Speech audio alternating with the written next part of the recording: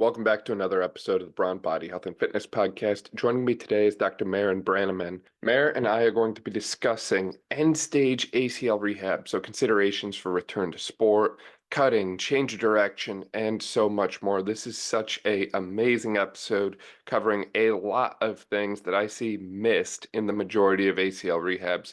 Mair is an absolute legend in this space, and I highly recommend you check out all she is doing on Instagram if you have not yet. To find her on Instagram, you can go to Mairyn, Mairyn.dpt. This season is sponsored by Isophit, my go-to for all things isometric strength training. For more on Isophit, you can check the link below. Enjoy. Mairyn, welcome to the podcast. I'm super excited to work with you today. Thank you so much for being here and so much for your time. I'm really looking forward to our chat today. Yeah, thanks so much for having me. For people who might not be familiar with you, or maybe they haven't seen all the incredible things you're doing down there in Dallas, would you mind filling them in a little bit about who you are and all that you do? Yeah, so my name is Mairyn, and I am a sports physical therapist based out of Dallas, Texas. I have the pleasure of working with athletes pretty much across the spectrum, including the middle school, high school levels, all the way up to professional athletes in the NFL, NBA, MLB, mostly during their off seasons. As a former D1 athlete, I like to think I understand the multifaceted territory that is rehabbing from an injury. And that's definitely a big part of why I approach rehab, I guess I would say, a little differently than the average PT. I think when you're passionately living in your purpose, it leads you to move with purpose and move on purpose in everything you do. And that's really what I try to bring to the table each day to set my athletes up for success. Because if I'm going to ask them to show up and give me their all, then I better be prepared to do the same. Yeah, I absolutely love that. And I certainly agree that you're a little different than most PTs in the best way possible. I think anyone who hasn't seen your Instagram needs to stop and go check it out right now, because plain and simple, when most people hear PT, they think of hot pack, ultrasound, 3 sets of 10 straight leg raises on a table, 4 patients at a time. And you are not that at all. And that is the best thing possible. I think you are one of a very few select group of individuals that is reframing the way a lot of athletes look at and view physical therapy. And that's something I really respect about you. And, you have that athletic background yourself. So I think that gives you a different way to relate to athletes that a lot of people can't. You mentioned that you were a D1 swimmer. Did you ever face any injuries or setbacks when you were an athlete yourself, Mair? Definitely. I had injuries pretty much throughout my swimming career. Had to get a knee surgery in college.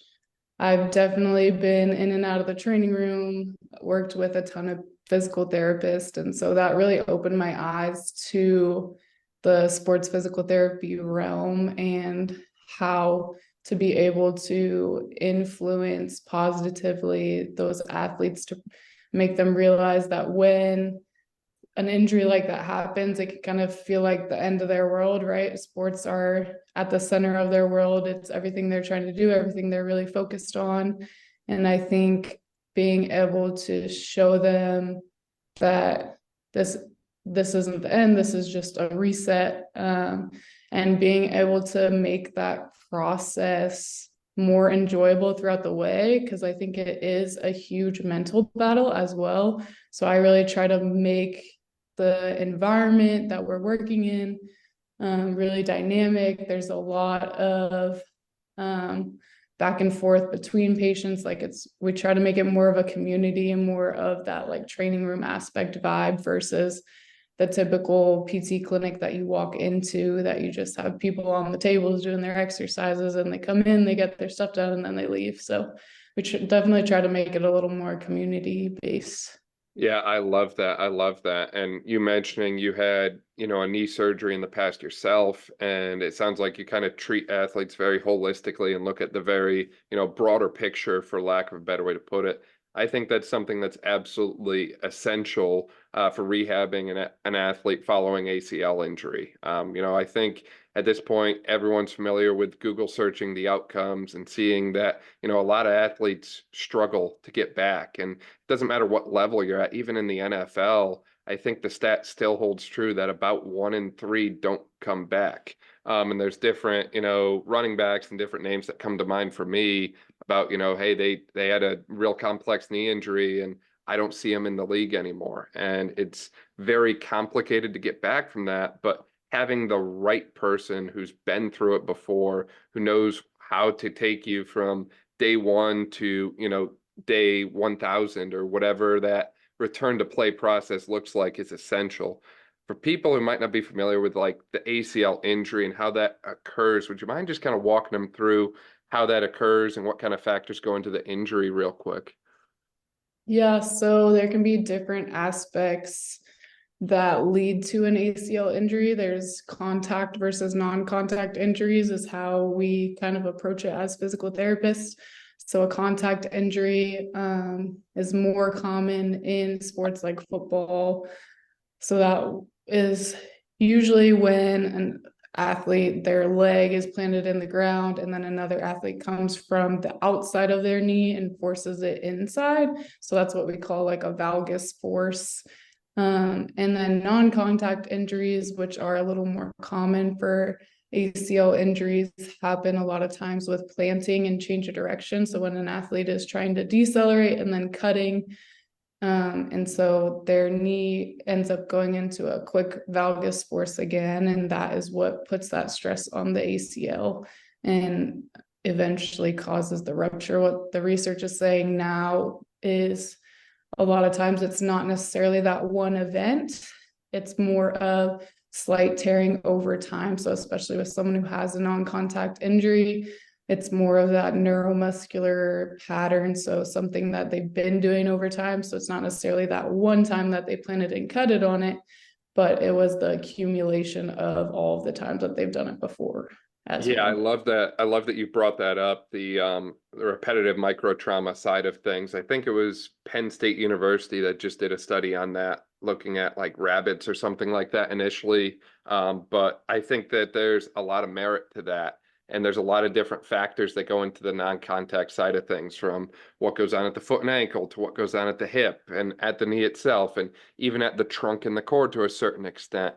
And I think that, a lot of PTs and strength coaches even are good at identifying those factors, but then it comes time to actually work them into training or rehab, and things kind of get lost in the shuffle somewhere. And it's funny, we talk about this a lot, where I think a lot of people can nail the first 2 phases of PT pretty well, pretty easily.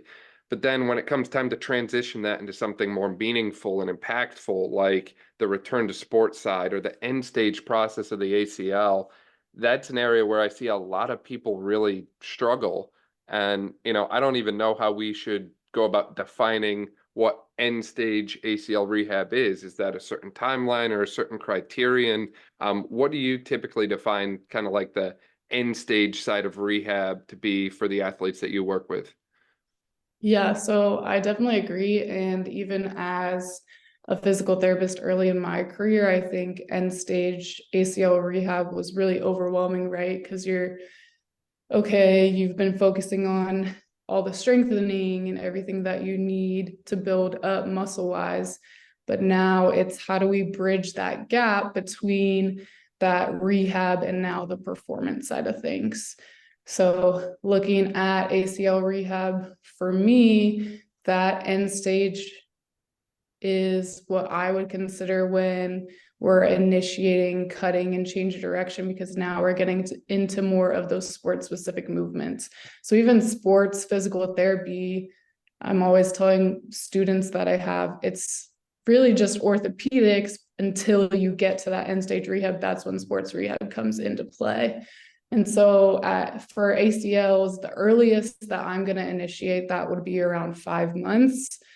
And that is as long as they are meeting certain criteria that we set forth from the beginning. So I'm really clear with my criteria very early on. So even as early as day 1 eval, I'm going to go over with those patients okay, first I'm going to ask them, what has your surgeon discussed with you? Like, what do you understand about the rehab process, right? Because it's important for them to know and have appropriate expectations so that we're on the same page throughout the whole process. And I think that's also going to help motivation wise when we're getting into the thick of things in that mid-stage rehab, when stuff can kind of get monotonous in a sense, to kind of keep them focused. So in terms of the end stage rehab, before we get into the cutting, I'm going to break out the handheld dynamometer. And unfortunately, we don't have like an isokinetic machine, like a Biodex or something like that. That would be awesome if we did. Every now and then, I work with certain surgeons where they'll go back to the surgeon and do the Biodex testing with them. But if I'm just doing it in clinic, we have a handheld dynamometer that we use. I'm going to test quads, hamstrings, and then I'm going to look at like 1 rep knee extension max testing on the machine. We use like a Kaiser machine. And then I'm also going to put them through hop testing. So the requirements that I tell them are, I'm looking for at least 90% limb symmetry. I know a lot of people think about that as their like end goal for return to sport, but if we're going to start getting into those cutting movements, really that is returning to sport. So I want that as soon as possible, but definitely by 5 months when we're going to be cutting. And then I'm also going to be looking at hamstring to quad ratio. So the norms for that are going to be anywhere from 50 to 80%. Obviously, the closer to 100% that we can get it, the better, because then the hamstring is going to be able to provide some increased stability to the knee versus if it were a little bit weaker. But obviously your quad is still the big one for that. But those are the main thing. And with the hop testing, yes, I want it to be 90% limb symmetry, but I'm also more interested in how it looks. So obviously the research with hop testing kind of shows that there are a lot of different compensations and ways you can use other muscles besides just the quads in terms of still having good results with limb symmetry. So I want to look at, okay, what are their landing strategies? Are they dipping into any dynamic knee valgus when they're landing? Are they really relying on hip strategies, just throwing their hip back and they're not getting enough knee flexion? So just really looking into more functional testing a little bit too. Yeah, I love that. Taking it beyond just looking at the numbers and actually looking at what the person in front of you is doing, and even having conversations with that person as well. I think a lot of times athletes, especially the higher level ones, they've kind of known their body for such a long time that they will be able to look at you and tell you when something's not right. And the majority of the time when they say it, I've already seen it. But it's just nice to know that they can kind of confirm that. It's funny. I feel like my kind of return to sport test battery is almost identical to yours. The only thing I've added in recently is we have a vertical jump mat, and I really like the single leg vertical left versus right because I feel like that forces a little bit more of a quad load than some of those hops do. But I completely echo your point on the importance of having some testing, the importance of gathering that objective info and matching what you see to what you get from a testing standpoint. So at that 5 to 6 month mark, roughly, you start to progress people back into what we call that return to sport progression. What exactly does that entail? What does, sport activity look like, from your eyes? You're starting with like sprinting, or are we starting with deceleration, or is that already checked at this point and we're just going into change of direction work? Where do we kind of start at that 5 to 6 month mark? For me, I'm going to have already gotten my athletes into some return to sprinting. They won't have completed it yet, but they'll be on their return to sprinting program. So as long as they began their return to run at 3 months and they had no issues with that, they'll be into their return to sprinting around that 4 month mark. And so they should be a good bit through that by the 6 month or 5 or 6 month mark. So they'll have already started the sprinting, which means we've already also started a little bit of deceleration, right? Because you want to work deceleration before you work on acceleration. You want to make sure that athlete is able to slow down prior to introducing those high level forces. So we'll work a little more on the deceleration. We'll continue to build from it, right? So making sure that we're emphasizing loading that penultimate step versus the ultimate step, making sure they're comfortable with tibial inclination, getting that knee forwards, and really being able to load your quad in those positions, even just being able to feel your quad working in those positions, because sometimes athletes didn't have appropriate strategies, and that's what contributed to their ACL tear. So it's almost like relearning how to do some things. And I think that's a really important aspect of it too, because now they've had so much time off of it that they haven't been doing these activities. So it's the perfect time to kind of reintroduce some new mechanics that are going to be a little bit more beneficial for them. So deceleration before acceleration. And then in terms of change direction, we're going to start in the sagittal plane. So just moving forward and backward. So it'll be like a jog to a back pedal, build up to a sprint to a back pedal. Then we're going to work into the frontal plane. So I like to initiate frontal plane with agility ladders. I think that's a great way for them to initially feel really subtle frontal plane forces without it being a ton of load on the knee. So that's kind of my way of like putting it through a little bit of a test, right? So when you're beginning those stages, you're not doing those activities for conditioning. You're doing it as a way to load the knee and for the knee to get used to those types of forces again. So it's a knee joint loading progression, right? It's not for conditioning. So from the agility ladder, we'll kind of progress into really focusing on the mechanics side of things. So I'm going to emphasize that loading into the penultimate step with side shuffling. There's a couple of different ways that I do that. Sometimes it's with some Viper work. Sometimes it's just with agility ladders, agility squares for like more of a visual cue with their side to side movement. But that snap and go. So making sure that we're loading that penultimate step, the torso is in the direction of the way that they want to go. They're not leading too much off of the leg that they're planting on, right? So it's decelerating on the second to last leg, and then it's pushing off to accelerate on the last leg.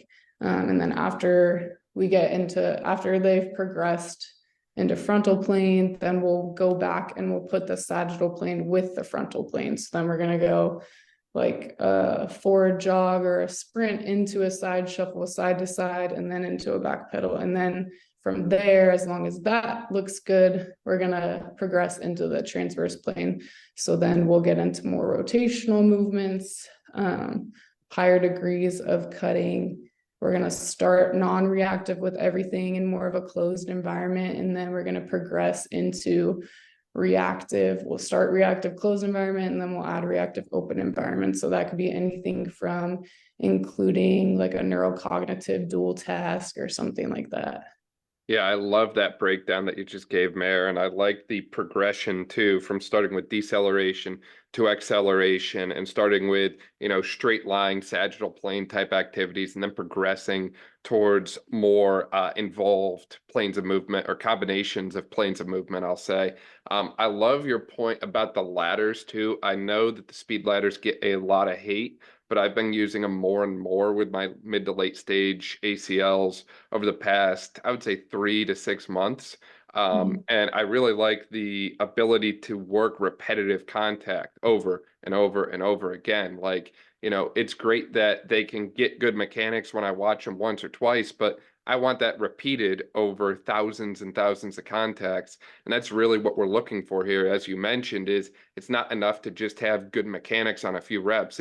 We want everything to look good and feel good for, thousands of repetitions. So hopefully when we wrap up with this athlete, we never see them again for the same injury. So I love the incorporation of the ladders there. And I like, again, your progression from D cell to A cell, and then through the different planes that way. As far as the training that goes along with that, because obviously the field stuff and the change of direction is great, but we usually often incorporate a little bit of strengthening as well. How do you go about structuring the strength component of your sessions to the field component of the sessions, or the speed component of your sessions, I'll say? How do you kind of use the weight room to complement what you're doing with an athlete from their return to sport progression? So it definitely depends where they're at with the progression. A lot of times early on, so when we're first introducing, say, the frontal plane movement, so we're first introducing that lateral shuffle, I'm going to incorporate the strengthening within a circuit with the side shuffle. So I'll use like a side shuffle with a Cossack squat. So they're getting that lateral shift. They're feeling that motion. We're making sure that their hip is getting loaded over their knee, which is getting loaded over their foot, so they can really feel that. And then we'll go into, I use like a Viper loaded side shuffle where they're going to do the same thing just with the Viper. And so that is, like you said, that repetitive motion. So really just getting reps and reps and reps. So we're using just the movement itself to feel the movement out. And then we're going to load it in a similar pattern. And then we're going to put it back in motion with a lighter load where they're still forced to feel more of that. So even though they're not moving at a high speed initially, they're able to still feel a significant load through that position where they're going to be more comfortable when it comes to time to add the speed component to it. Yeah, I love that. I love that point. And taking that a step further as well, on the change of direction piece, I think that trunk lean and pelvic position, for lack of a better way to put it, is really essential. And I think that's something that, again, it's often overlooked, but I think it can be trained with proper exercises to kind of support things from a strength standpoint. Is there anything that you like to do to kind of hit varied trunk lean positions and that sort of thing from a strength perspective? It definitely depends on the athlete. I will say a lot of the athletes, when we get to this phase of rehab, they're like, wow, I was never taught that before. Or why didn't anybody teach me this? It feels so much better. Because once we get into the speed component, they're like, wow, I feel so much faster this way. Because it is just biomechanically more efficient for them, right? So I think the trunk lean comes a lot more. I don't necessarily train the actual trunk lean, but earlier in the rehab phases, when we're in that mid stage, I'm going to make sure that I'm still hitting core strength. I'm still hitting adductor strength, right? Because your adductor is going to contribute to that pelvic stability. So even though we're focusing on, say, the quads, really getting the quad back, everyone loves the quads, and maybe I'll get a little bit of hate for this, but I think it's really making sure you're still being holistic in your approach, because you have to think of how long that athlete was out of strength training in the beginning, just getting back to their daily activities. So you still have to build up the other muscles that are going to be contributing to those high level forces, even though we might focus more on the quads in our sessions in those mid-stage rehab. Like I said, we're still going to be hitting core, we're still going to be hitting adductors, we're still going to be hitting glutes. I think that is kind of the key to make sure that you don't get to that point of rehab when you want to get them cutting, and then you realize, oh, well, they're not able to get into that trunk lean position because their obliques aren't strong enough. And it's not necessarily going to always be something that I'm going to program into my sessions, but it's going to be something that I'm going to make sure they're working on outside of physical therapy as well.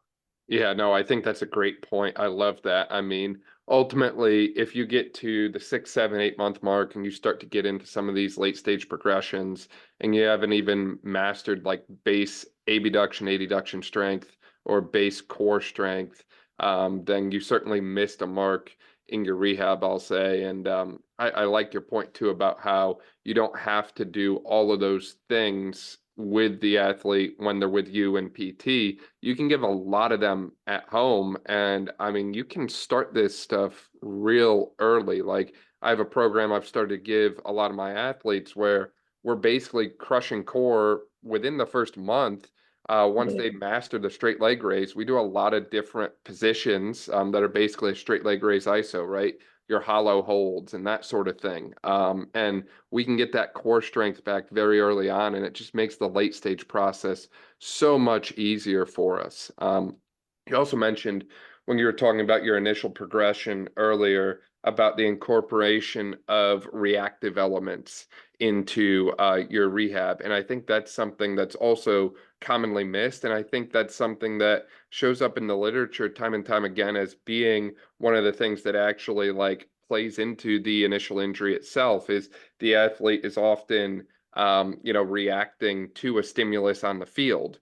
And again, I think that's often missed. How do you go about progressing the reaction component of, speed, change direction? What does level 1 versus like level 100 look like for you as far as reactive training elements go?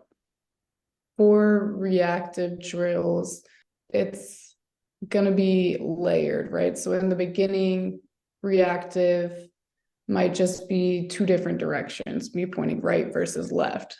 A lot of times for reactive components, I love using visual cues because in sport, that's how they're going to receive it is visually, and that's how they're going to need to interpret that stimulus in order to react. So a lot of times, whether it is through like pointing or using lights or whatever, like blaze pods, like it's going to be through visual feedback. So it'll start just with like one or two directions. Then we'll add in, so say we're just starting in the frontal plane, then I might combine like a frontal with a transverse plane.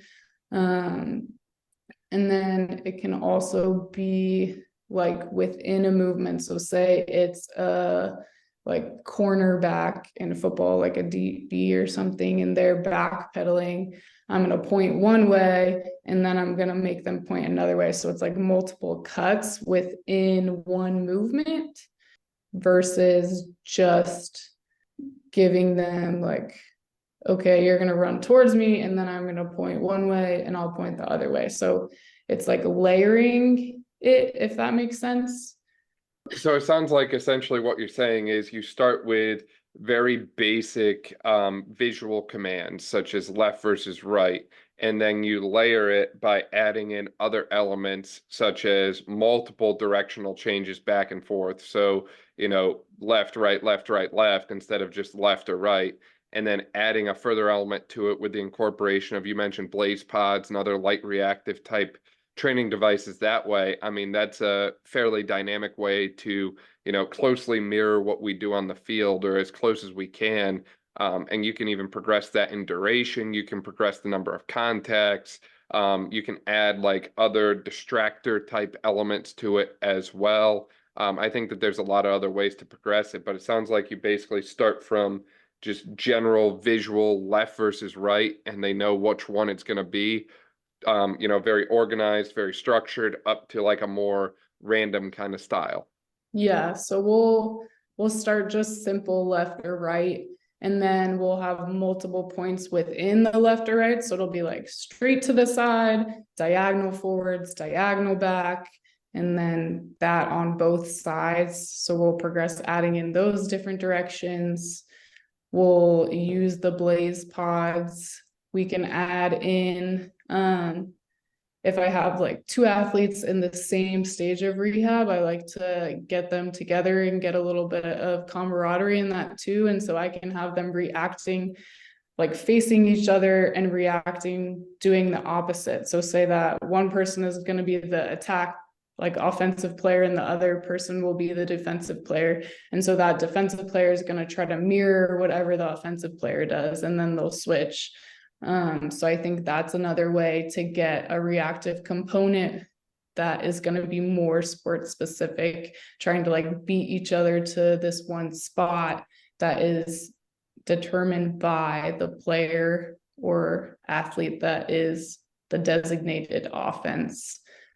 So I think those are the main ways that we'll progress through that. Obviously, there's additional like neurocognitive components where we'll add math into it. So I'll say, okay, to your right is going to be even, to your left is going to be odds. And then I'll give them, say I give them two numbers that they have to add together, and whatever those numbers equal, they have to go to the correct cone from that. And so while it'll be them running in a certain direction while they have to complete that mathematic problem in order to then progress to the appropriate cone.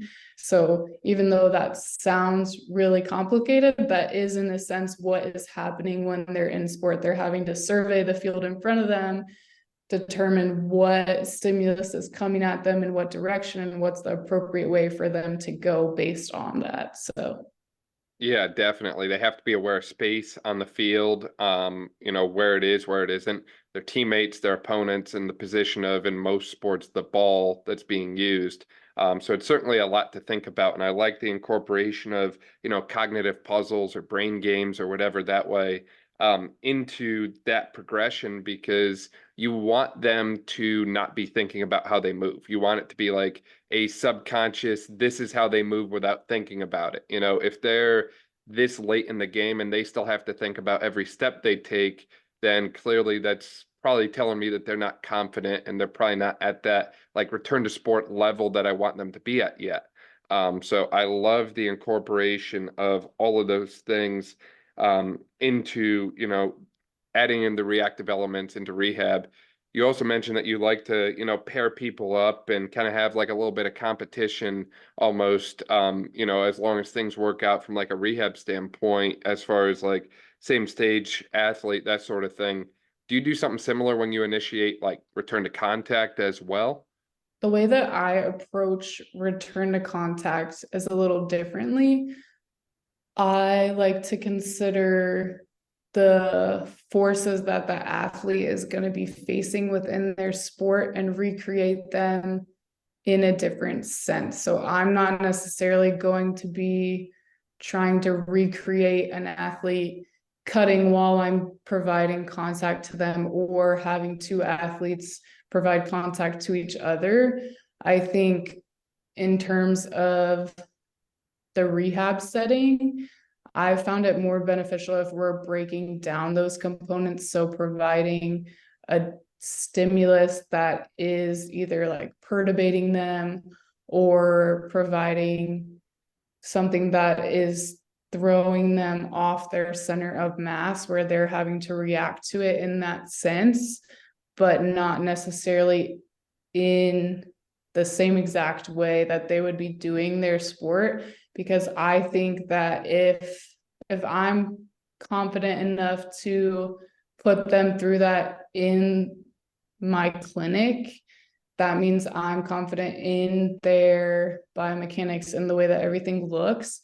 And so from that sense, I'm going to be trying to get them to do that on the field on their time. So my goal is really, and maybe this is the athlete in me, but really to try to get them back to their team as soon as possible. So especially with non-contact things, as long as I've seen them do it, they look good, I'm letting them do that with their team, even if it's something as simple as a passing drill or a shooting drill, just so they get that sense of being back with their team, because that's huge for their mental health. And it also helps like bring them back to life a little bit for the end of their rehab, get them going a little bit more. So I found that I can recreate the forces that they're going to go through with getting back to contact, maybe not the same exact forces, like not the same intensity of the forces, but very similar to that I don't need to be trying to say like take a stability ball and like chase them around the room, if that makes sense.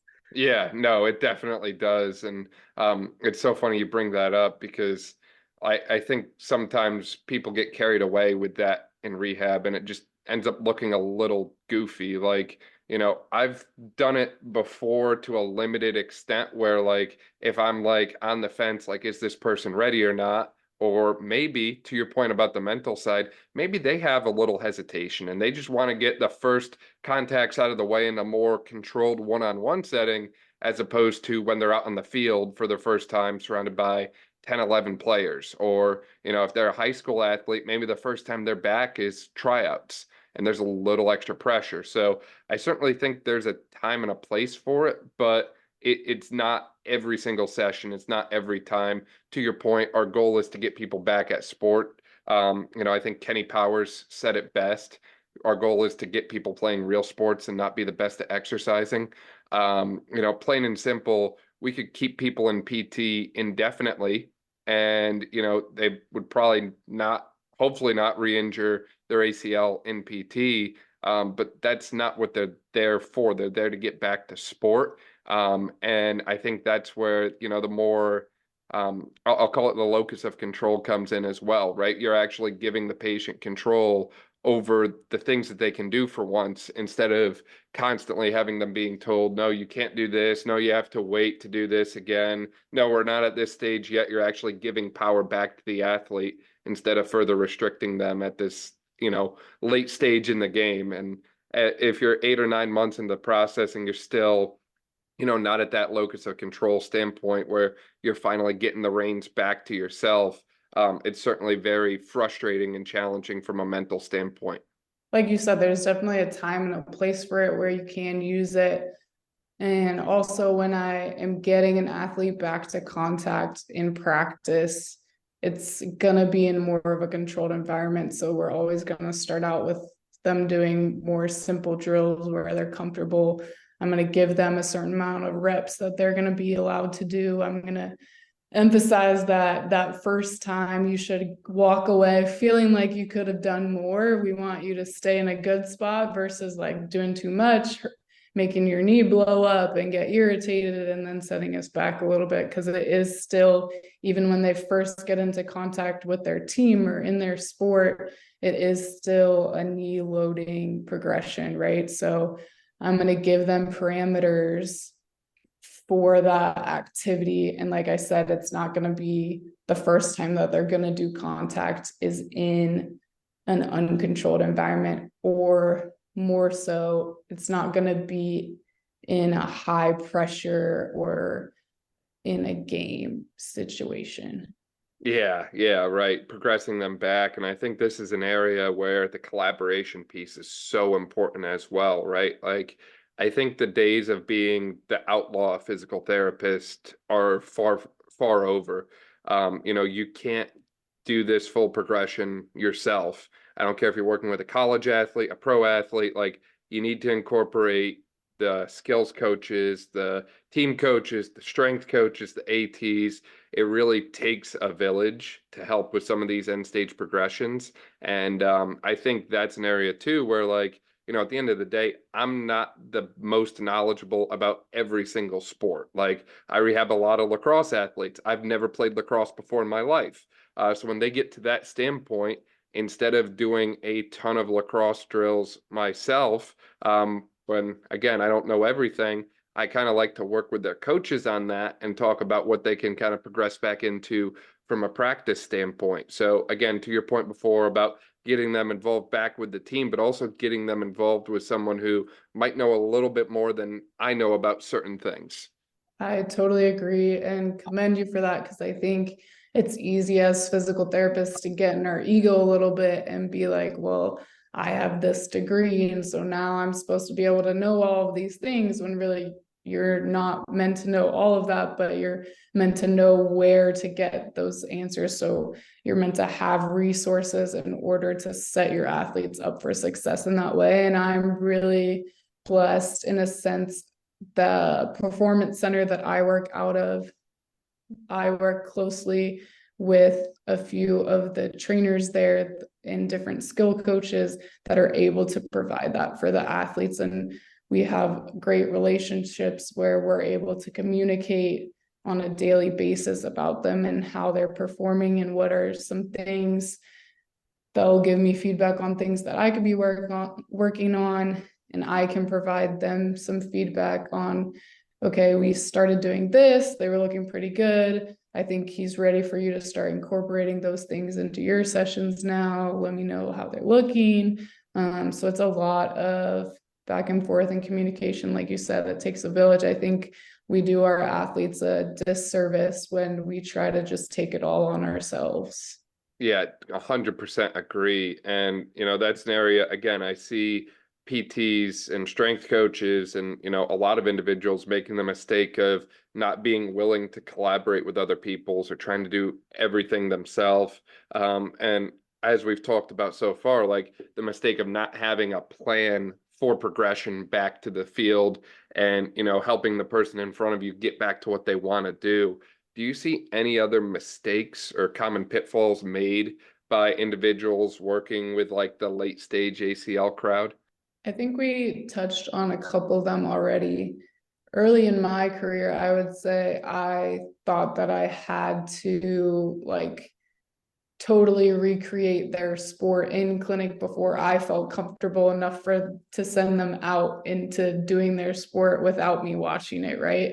But like I said, I've come to realize that there's other ways that I can recreate those forces and make sure that they're biomechanically sound and strength-wise sound, mobility-wise sound, all of that in order to be confident in their abilities.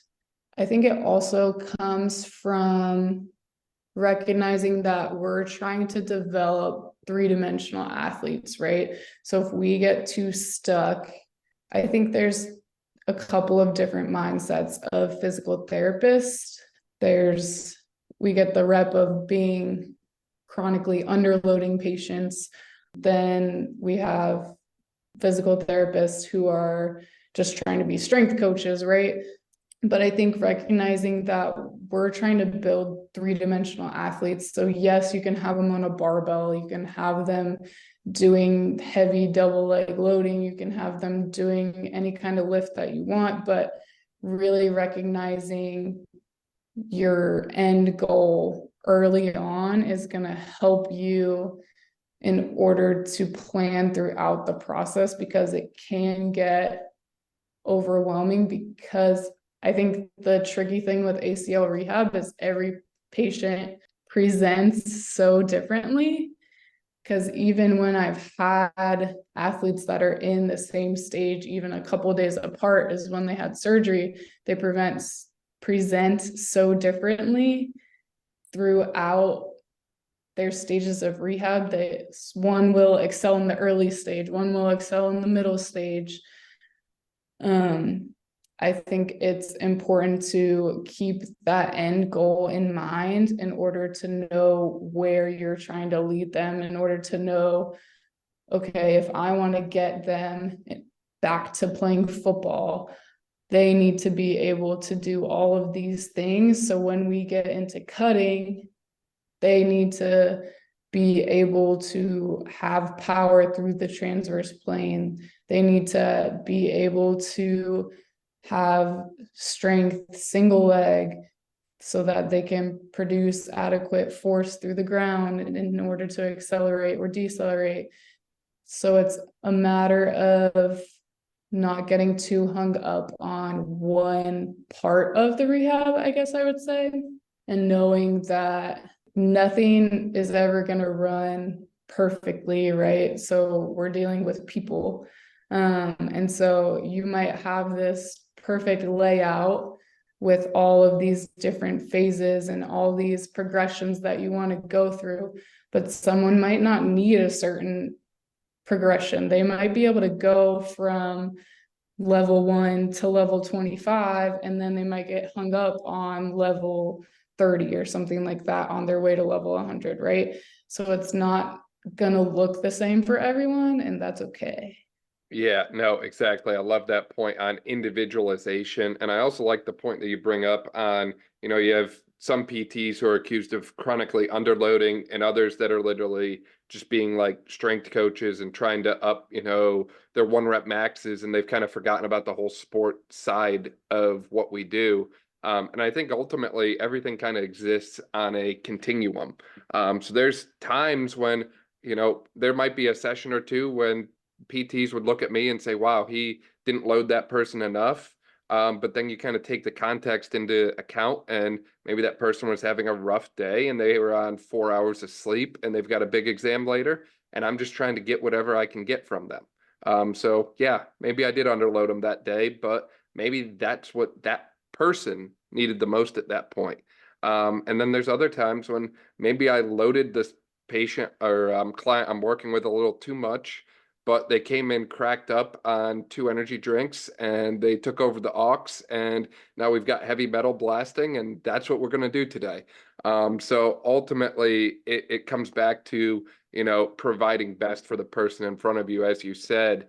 And sometimes that looks like involves going off of what you might have had planned for that given day based on how they present. But that's the people element of this, and that's the biopsychosocial piece as well here is, ultimately this being such a long grueling process, even when you get back to these end stage things, it's normal for people to have a little bit of hesitancy or, a little apprehension when they do things for the first time, because it's been 6, 7 months since they last did it. And they went through some major things, to get to this point. So I see that as being normal. And if me kind of going off plan slightly to provide them a better session and still progress forward is what I have to do, then I'm going to make that trade, 99% of the time. So I love that point. And Yeah, no, I definitely agree with all of that. I think, like I said, just recognizing that our clients are humans, and what they're able to give one day might not be what they're able to give the other day, and adjusting your plan is really important in order to maximize your time, for one, because we get such limited time with them, such limited time where we're able to actually have eyes on them and see exactly what they're doing. So time is really valuable, but also just keeping in mind that this is someone who has been working so hard for a goal for so long, and so that gets tiresome, and that can weigh on you a little bit. And so different days they're going to need different things, and I think that's another reason why I try to provide an environment where it's something they're looking forward to, right? So we're going to have high energy, we're going to be doing something enjoyable, we're going to be cracking up, we're going to be making it fun, making it something they're able to look forward to. Don't get me wrong, we're going to put in the work for sure.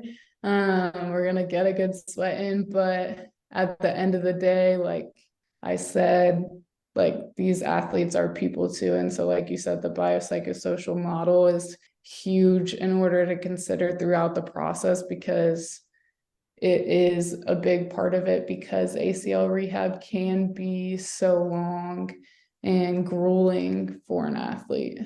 completely agree. And I remember what I was going to say earlier. The other thing that you mentioned that I really like is the importance of understanding the needs that go into all of these different activities, like a needs analysis. So, and a lot of PTs do that to a certain extent, but taking it further and considering what goes into slowing down, what goes into change direction, and really diving deep in those things, and then relating them back to the sport demands, and maybe even a step further, the position demands that they have to, complete on the field. And some people are going to make the argument that you don't have to do that, or you don't need the, highly specific elements. But I can tell you right now, from my limited experience, people feel a lot more comfortable and confident when they go back to sport, feeling like they've already done the thing that you're trying to get them back to, in different ways, in different environments. If you can find a way to make it more challenging to them, maybe that's just them perceiving it as more challenging than what they're actually going to do on the field, then mentally, I feel like that's a huge box checked for the athlete. And as a clinician, understanding that it's okay to not have all the answers to those things. Like I said before, I don't know everything. I am very rarely the smartest person in the room. And I'm asking questions to a lot of people every single week. And I think that's what we have to do in order to best serve the person in front of us, right? Like we can't just assume we know everything, and we can't just assume we have all the answers. Like we have to double check and triple check our work as we go to make sure that we don't miss anything, because as we mentioned time and time again, the most important piece of this is we're working with people. And it's not just return to sport for, another ACL. It's like this person that we're working with, and really trying to like humanize that return to sport process, for lack of a better way to put it. I agree. And I also think, on top of what you were saying about not being afraid to ask questions, like I've asked the athlete before, if I don't know something specific about their position, like it's also okay to ask them something about the way something feels, or how do you do this part of your position. That's also, I guess, a benefit for me of working with elite level athletes, is they really know their bodies, and so they're able to kind of explain those things a little bit more. But I'm not above trying to understand their position, and even asking them, say we're working on some specific movement pattern that they're going to have to do, asking them after they did it, okay, how'd that feel? What feels different about it when you do it on your non-op side? Like, is there the same amount of comfort? Is there the same amount of confidence with it? How can we get you to feel as confident on your op side versus your non-op side? Now, like, what is the difference, and how do we bridge that gap? I think is a big thing, that you can also have that communication with your athlete, because I think that also opens up the floor for them, because they feel like they're able to communicate more with you, and you have more of an understanding, right? Because at the end of the day, they know their body better than we do. And so I think that's also a really useful piece of information that a lot of people miss out on, because we don't want to look like we don't know, right? We think that in order for them to trust us, like you said, we have to have all the answers, but that's not true. And frankly, in the field of physical therapy, like everything is changing all the time. We're coming out with new research and all of that. And so we're never going to have all of the answers. And I think coming to peace with that, and knowing that the more questions you ask, the better. It's only going to make you better. Like, Yeah, I completely. better for your patients, better as a clinician, better as a person. And for me, it's also fun, like when I get to work and get more specific into those positional drills, like I love learning still. And so if I'm able to learn something new, and then I can come up with a new set of exercises or a new way to recreate the same forces, that's also fun for me. You mean they don't teach all that in the textbook? Really? It's amazing how much you can learn from just talking with your athletes on what they're going to be doing. And I think that's such an essential element as well, for the fact that, as you mentioned, every athlete is different. So yeah, I might have two guys that I'm rehabbing who are quarterbacks, but they might have very different playing styles, right? Like one guy admits that he's extremely slow and he runs like a 5.140, and the other guy, he just likes to just kind of become more of a running back than a quarterback sometimes. So naturally, like I have to take into account their difference in playing styles in the rehab, or, I don't have to, but I'm going to. So I certainly echo that point on, making those conversations, making those connections with your patients, and really diving into that side of the return to sport element. Because again, I think these are areas that most people aren't looking. But they say that, 80% of your results come from 20% of your work. And I think this is the 20% of the effort that gives the 80% of the results, in my opinion. As we start to wrap up today, I feel like we covered a lot of ground as it relates to return to sport for the athlete following ACL injury. Is there anything that we missed, or any kind of closing thoughts or remarks that you have? But I think that also just goes to say that ACL rehab can be a lot, right? it can be overwhelming for the clinician at times. It can be overwhelming for the athlete at times. And I think just going into it with a plan, knowing that it's okay to change the plan, knowing that you're not going to be perfect with everything. Not every day, not every session, not every set is going to go the way that you hoped it would go. But just being adaptable and being able to tailor everything back towards your athlete, keeping them at the center of the plan, the center of every session, is really going to be what helps lead to more successful outcomes. It might not change necessarily your LSI, right? But it's going to make more of an impact on that athlete. And that, to me, is way more important than just trying to whip out results, right? Like, I'm still going to get the results I want, but I'm not just trying to line ACLs up on an assembly line, right? That's not why I got into physical therapy. I think as clinicians, as physical therapists, we have a really unique position in the medical field to actually interact with the athletes and actually form relationships with them and actually help them in a way that they might not get from quick interactions with their surgeons, right? So I think building trust early on and continuing to communicate throughout the process is really the biggest thing. Yeah, I completely agree. I love those points, and I love everything that you've kind of shared today, from the more, drill side and progression side, all the way up to the importance of humanizing sport and return to sport for the people that we serve day in and day out. For people who want to find out more about you, Mairyn, where can they find you at? Are you an Instagram or a Twitter or a Facebook or all of the above? Or Mostly Instagram. So you can follow me at Mairyn, MAIRYN.DPT. That's where I put most of my content.